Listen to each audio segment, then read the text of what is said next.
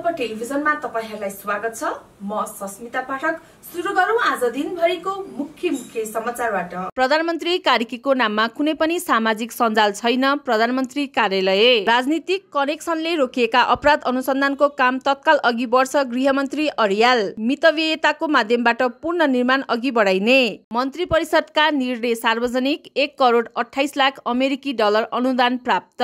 दशैंमा यात्रा गर्न बाटो सहज भइसक्यो। सडक विभाग। उच्च स्तरीय जाँचबुझ आयोगले जेएनजी प्रदर्शनमा खटिएका प्रहरीहरूसँग बयान लिँदै महानगर र उपमहानगरमा घर जग्गा कारोबार गर्न लाइसेन्स चाहिने। रसुवा र तातोपानी भन्सार बन्द हुँदा प्रभावित व्यापारीलाई राहत। चालक अनुमति पत्र र गाडी दर्ता सम्बन्धी सेवा अनिश्चित कालका लागि बन्द।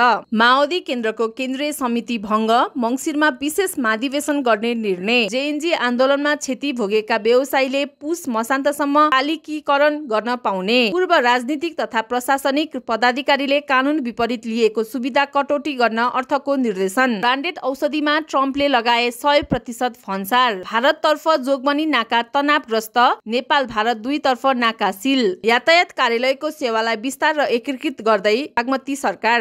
असोजभित्र सुरक्षाकर्मीका हत्या नबुझाउनेलाई गृहले कारवाही गर्ने। मुस्ताङबाट 35 करोड भन्दा बढी मूल्यका भेडा च्याङ्ग्रा निकासी। नेपालकै पहिलो सामाजिक सञ्जाल ग्लोबल डायरी सार्वजनिक। दर्शकबिन, तपाईहरुलाई आजको समाचार कस्तो लाग्यो त कमेन्ट बक्समा गई कमेन्ट गर्नुहोला। साथै हाम्रो च्यानललाई सब्स्क्राइब गरी हामीलाई प्रोत्साहन गर्न नभुल्नुहोला। धन्यवाद।